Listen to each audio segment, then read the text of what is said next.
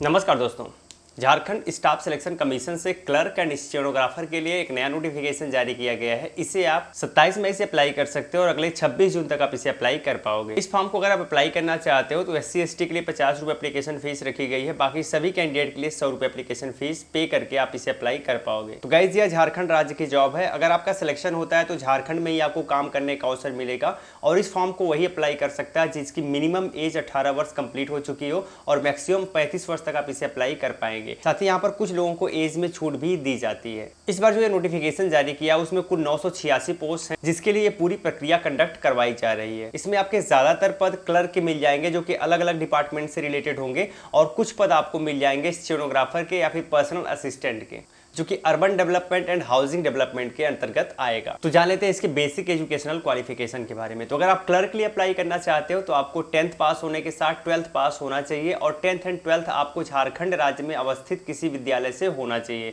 तभी आप इसे अप्लाई कर पाओगे। साथ ही झारखंड राज्य के स्थानीय रीति रिवाज, भाषा, परिवेश आदि का आपके पास नॉलेज होना चाहिए। साथ ही अगर आप यहाँ के आरक्षण का लाभ नहीं लेना चाहते हैं तो आपको इस तरीके की कोई बाध्यता नहीं होगी कि आप झारखंड में ही पढ़े हुए हों। अब हम जान लेते हैं अगर आप स्टेनोग्राफर या पर्सनल असिस्टेंट के लिए अप्लाई करते हैं तो इसके लिए क्या बेसिक एजुकेशनल क्वालिफिकेशन है। तो गाइज, इसके लिए भी 10+2 आपको पास होना चाहिए, तभी आप इसे अप्लाई कर सकते हैं। एंड सेम क्राइटेरिया पहले की तरह इसमें भी फिक्स की गई है, बट यहाँ पर टाइपिंग भी आपको आना चाहिए। तो अगर आप क्लर्क के लिए अप्लाई करना चाहते हैं तो आपको हिंदी टाइपिंग कम से कम 25 वर्ड पर मिनट की स्पीड के साथ आनी चाहिए और अगर आप स्टेनोग्राफर के लिए अप्लाई करते हैं तो आपको स्टेनोग्राफी आनी चाहिए जिसकी स्पीड 80 वर्ड पर मिनट होनी चाहिए और यहाँ पर भी आपको टाइपिंग करना पड़ेगा जो कि 30 वर्ड पर मिनट के हिसाब से होगा और हिंदी टाइपिंग होगा। अब अगर आपका सिलेक्शन स्टेनोग्राफर में हो जाता है तो जो आपकी सैलरी हो 25,500 से लेके 81,100 के बीच में होगी। वहीं अगर आपका सिलेक्शन क्लर्क पे होता है तो आपकी सैलरी 19,900 से लेके 61,200 के बीच में होगी। आपको ध्यान रखना है कोई भी अपीयरिंग कैंडिडेट इसे अप्लाई नहीं कर सकता। तो अगर आपने फाइनल डिग्री अपनी कंप्लीट कर ली है तो ही आप इसे अप्लाई कर पाएंगे। अब आपको ध्यान रखना, अगर आपने खेल कूद में कभी पार्टिसिपेशन किया है तो यहाँ पर आपकी सीधी भर्ती की जाएगी। इसके लिए क्या मानक है मैं आपको बता देता हूँ। तो भारतीय ओलंपिक संघ या फिर इससे संबंधित कोई फेडरेशन हो, इसके माध्यम से जो राष्ट्रीय प्रतियोगिता होती है उस लेवल पर आप गए हो और आपका 2nd या 3rd स्थान प्राप्त हुआ हो तो आपको यहाँ पर वरीयता दी जाएगी। अगर आपने झारखंड ओलंपिक संघ या फिर इससे संबंध संघों के द्वारा जो प्रतियोगिताएं होती हैं उसमें पार्टिसिपेट किया है और आपका प्रथम स्थान है तो आपको वरीयता दी जाएगी। एंड 3rd, अगर आपने कोई राष्ट्रीय रिकॉर्ड स्थापित किया है तो भी आपको प्राथमिकता दी जाएगी। तो अब जान लेते हैं इसमें सिलेक्शन कैसे होगा। तो गाइस, इसमें आपका एक एग्जाम लिया जाएगा और उसके बाद आपका स्किल टेस्ट होगा और फाइनली आपका सिलेक्शन होगा। जानते हैं इसके एग्जाम के पैटर्न के बारे में। तो यहाँ पर जो एग्जाम होगा उसमें वो विकल्पीय क्वेश्चन आपसे पूछे जाएंगे, यानी मल्टीपल चॉइस क्वेश्चन पूछे जाएंगे। आप अगर कोई क्वेश्चन सही करोगे आपको 3 नंबर मिलेगा, कोई क्वेश्चन गलत करोगे तो आपको 1 नंबर काट लिया जाएगा, यानी 0.33। तो यहाँ पर जो आपका एग्जाम होने वाला इसमें 3 पेपर होगा। सबसे पहला पेपर आपका लैंग्वेज का होगा जिसमें हिंदी और इंग्लिश 2 लैंग्वेज से क्वेश्चन पूछे जाएंगे। तो हिंदी लैंग्वेज से 60 क्वेश्चन होंगे और इंग्लिश लैंग्वेज से भी 60 क्वेश्चन होंगे। इस हिसाब से देखा जाए तो कुल 120 क्वेश्चन हो रहे हैं और 120 मिनट का आपके पास टाइम भी होगा इसे सॉल्व करने के लिए। साथ ही साथ इस पेपर को सिर्फ आपको क्वालिफाई करना है। 30% नंबर लाके आप इस पेपर को क्वालिफाई कर लोगे और आप इसके अगले स्टेज में चले जाओगे। बाय द वे, अगर आप इस पेपर को क्वालिफाई नहीं कर पाते हो तो जो 2nd एंड 3rd पेपर होने वाला है उसका मूल्यांकन आपका नहीं किया जाएगा और आपका सफर यही समाप्त हो जाएगा।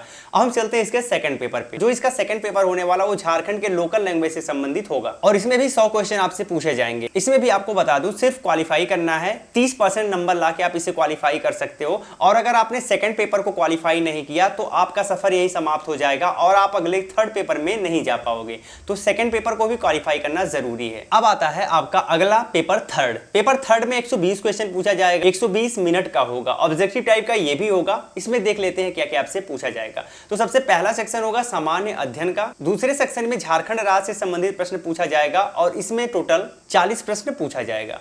हमारा तीसरा सेक्शन कंप्यूटर से संबंधित होगा जिससे 50 क्वेश्चन पूछा जाएगा। ये जो 3rd पेपर है ना, इसमें भी मिनिमम 30% नंबर तो आपको लाना ही पड़ेगा एटलीस्ट। अगर आप इससे कम नंबर लाते हो तो आप इस यहाँ पर भी फेल माने जाओगे। अब इससे ज्यादा नंबर लाते हो तो जो फाइनल में जो मेरिट डिसाइड की जाएगी, जितने बच्चों को सिलेक्ट किया जाएगा उस मेरिट में अगर आप आते हो आपको भी सिलेक्ट होने का मौका मिलेगा। और इसके बाद आपका टाइपिंग टेस्ट, स्टेनोग्राफी लिया जाएगा और फाइनल आपका सिलेक्शन होगा। इसके सिलेबस को आप डाउनलोड कर सकते हो इसी वीडियो के डिस्क्रिप्शन में जाके। डिस्क्रिप्शन में आपको सिलेबस की लिंक दे दी जाएगी और अगर अप्लाई करना चाहते हो तो भी आपको डिस्क्रिप्शन को चेक करना पड़ेगा, लिंक वहां पर मिलेगी। अब जान लेते हैं इसमें तीनों पेपर में किन किन पेपर का कितना वेटेज होगा। तो जो आपका फर्स्ट पेपर है वो मात्र आपको क्वालिफाई करना है, लेकिन जो आपका 2nd और 3rd पेपर होगा इन दोनों को मिला के एक मेरिट चार्ट प्रिपेयर किया जाएगा।